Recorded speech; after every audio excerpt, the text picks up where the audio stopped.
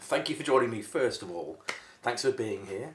We're going to take another dive into late 60s British comics today with a continuation of the Fantastic series printed by Odhams Press. Right, one quick swig of my coffee, always needed. Yes. Okay, hope everybody's been doing well and has had a good week. Thank goodness for the weekends, eh? Right, let me see now, what have I got here? Okay, we're going to do, like I said, Fantastic. Issues number 41 to 50 today, so we're just over the halfway mark. In my humble opinion, I think the covers get better. I mean, they've all been great, but I think they get a little bit better. Okay, here's issue 41 with an excellent Thor and Crusher Creel, the Absorbing Man cover.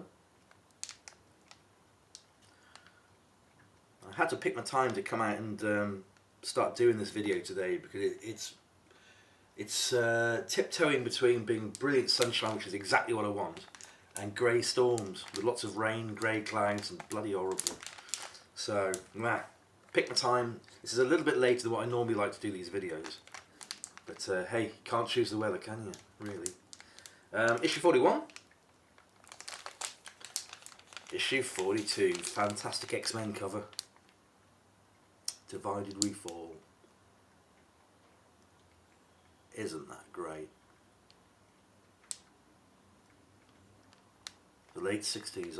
Will forever be a Silver Age boy, I think. Beautiful. As is the thing of the time, it seems, not just in the Italian books, but in the English ones as well. You have a solid colour. Solid background colour, so there's no gradation. Just makes the front covers pop, the front figures pop. Rather beautiful. Issue number 43. Another most excellent Thor cover.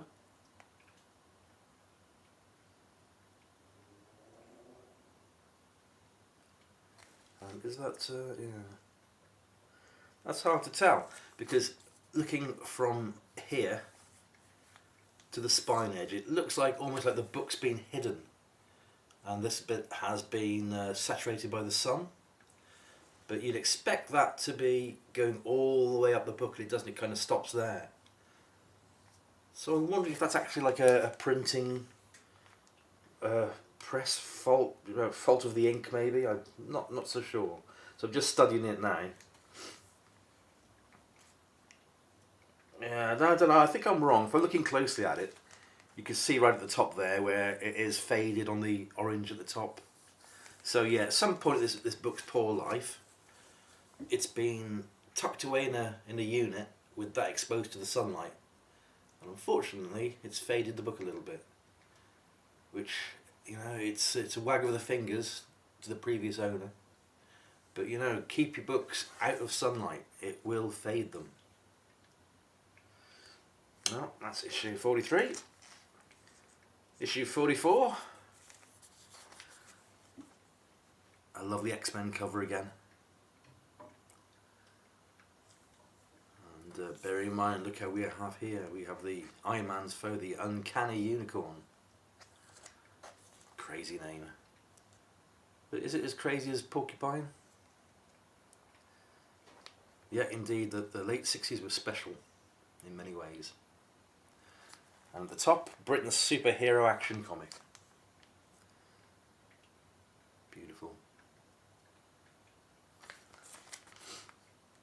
See, as discussed in an earlier episode, but just bears repeating again, although these books were printed in the UK, they were distributed all over the world. Most notably, we got Australia, South Africa, East Africa, West Africa, New Zealand, and of course, Rhodesia.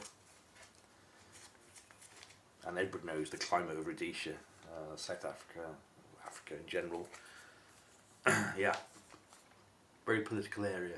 And I'll bet if any of these books printed in England made it over to Africa, I bet just a handful exist. Maybe George, if you're watching this vlog, you can confirm whether many Fantastics actually make it to the market over there, and how many exist now. Be good to hear from you. George van der Reed, that is. Okay, issue 45. Another fantastic Thor cover.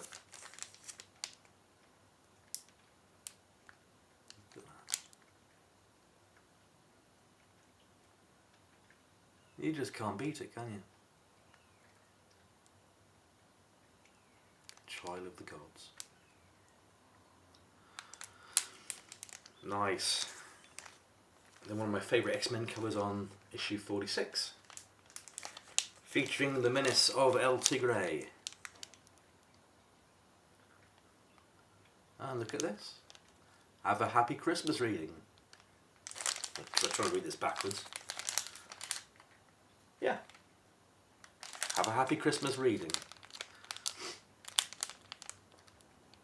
I'd put something like, have a happy Christmas, dear reader, or something like that, but, you know, never mind. It's a lovely thought, isn't it?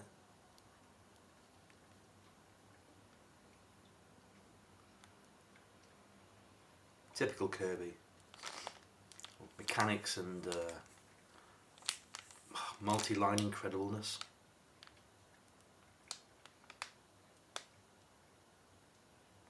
Love it. Absolutely love it.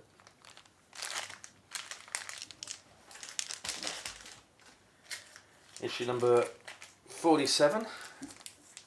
And again, that's another old Tales of Suspense issue cover.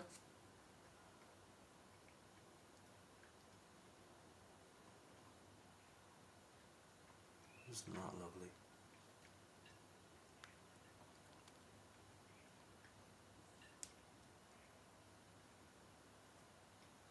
You know, quite often, more than not, when I look at these covers, I'm rendered speechless. I just don't know what to say, because even as now, they still strike a deep chord in my heart, and I'm still sort of bowled over by them, thinking, you know,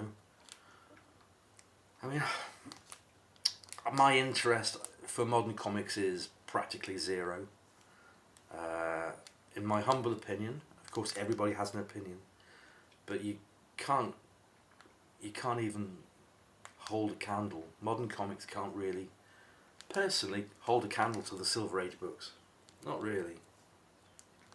Or, you know, it could be just be nostalgia. It could be the wonderment. You know, I hold such fondness for these books. And then I compare them to the moderns. It's like, nah, great. It's fantastic art, but no energy. I don't see the energy. I see beautifully drawn lines. I see very accurate depictions of human figures. But I don't see energy. I just see artwork that is rendered and could be hung up as a picture, but I don't see energy. And energy in artwork for me is everything. You know, you can see the swipe, the clang. Look at that, the boot kicking off Iron Man's face. Iron Man's head turning around because of the impact of the kick. I just love them. So I'm not trying to force anybody to agree with me. It's just my humble point of view. But you know, Silver Age books kicked ass and continue to kick ass, even though their time has passed. Still, moving on to issue 48. It looks like, so I've just noticed this. Okay, the book was originally sold at 9p, and then another seller in the early 70s probably put a little sticker over that, and he's written 4p. So maybe he wanted to sell it for the wholesome price of 4p. I don't know. Yep, little corner nabbed off there. So that's why I might try and replace at some point in the future. Yeah, the X-Men battle a fiery menace of Kukulkan. Okay. Trademark 66, and this book is marked a week before my birthday, a week before my 4th birthday actually. It's the 30th of January 1968.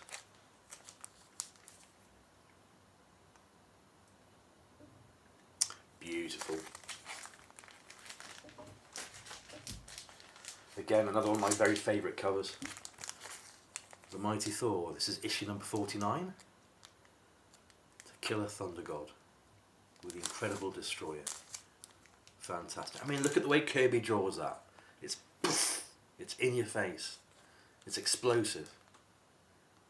You know, it's so powerful. Like, you know, a god battling an indestructible entity. Wow.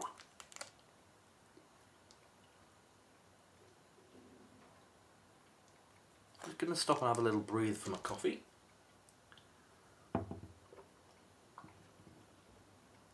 Oh, much better. Okay, I'm just going to flip this book over to show you issue number 50, which is the last showing of today.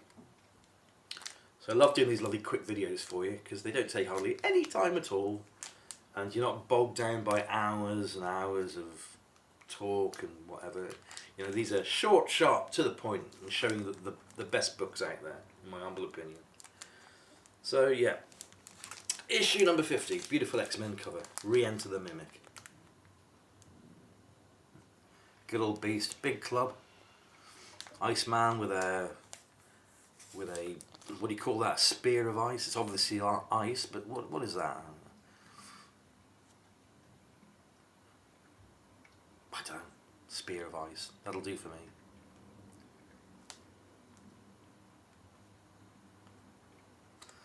So there you have it, peeps. I'm not going to say much about this particular week, really.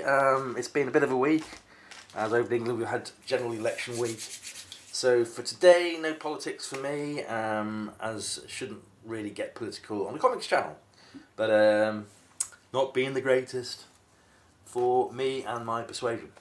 So anyhow, thanks for watching. Cheers for joining me. If only you were here sitting in this wonderful room as well, drinking coffee with me, that would make my day. But join me next week, where I'll bring you the next batch of issues from Fantastic. So British comics, fantastic.